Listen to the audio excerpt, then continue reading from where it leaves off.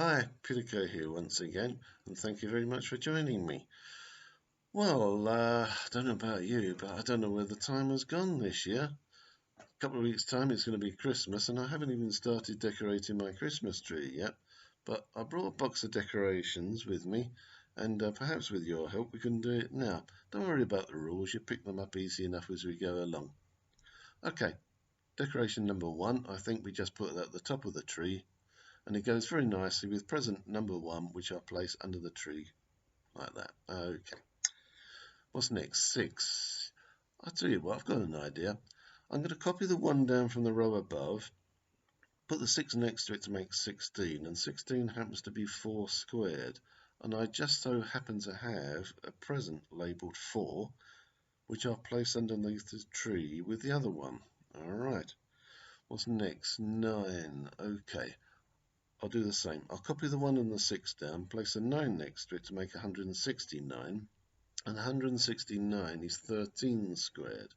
And I just so happen to have a present labelled 13, which I'll place under the tree with the others. I think we're beginning to see a theme developing already.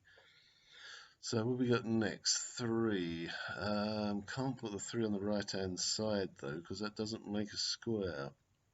But I can slip it in between the 1 and the 6 to make 1,369, and that just so happens to be 37 squared, and I got a present for that too. Alright, so what's next? 8.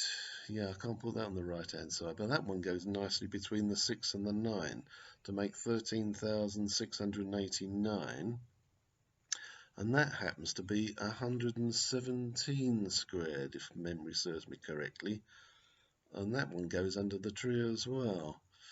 Alright, I'm going very well. 7. Oh, now 7's a problem because I can't put that anywhere. I can't put it on the right, I can't slip it in between because none of those are square.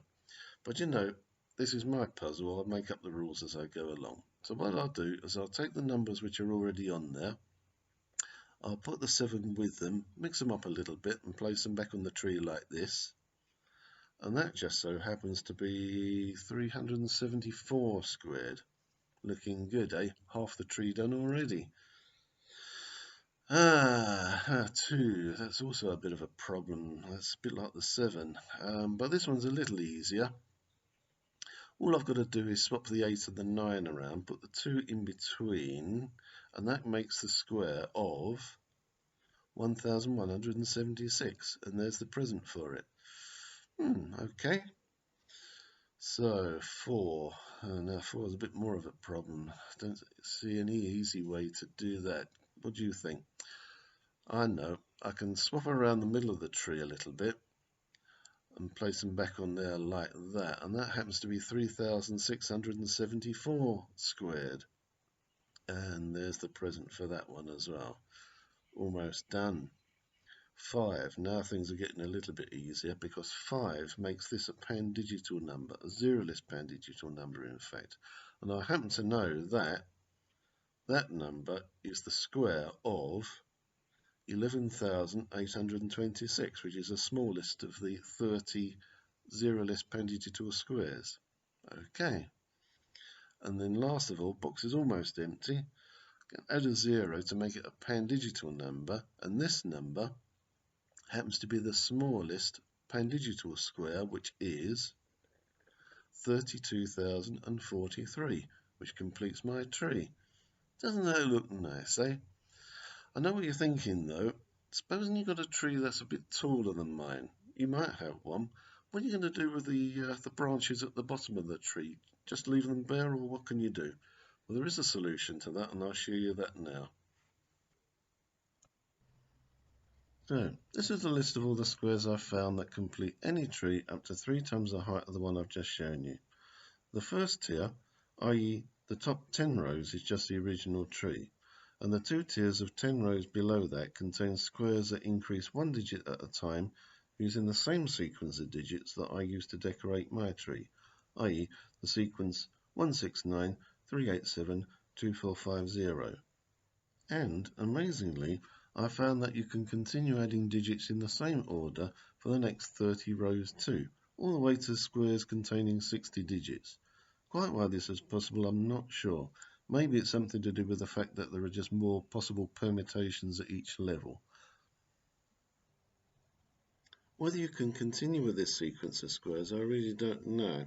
I do know that there are deca pandigital numbers, in other words, a square with 100 digit that contains each of the digits repeated 10 times. They do exist. Whether you can fill in the gap between 60 and 100, I don't know. That's an open question.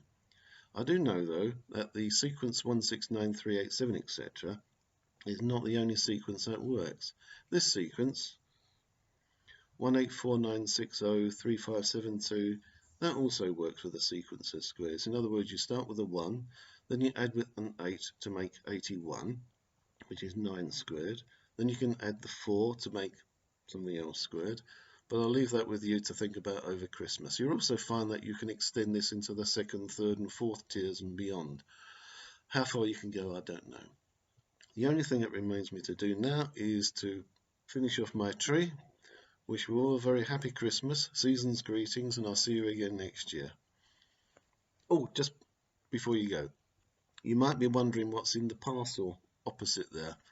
That's the solution to last month's question that I left you about the Russian dolls. In other words, the sequence of zero-less nested boxes.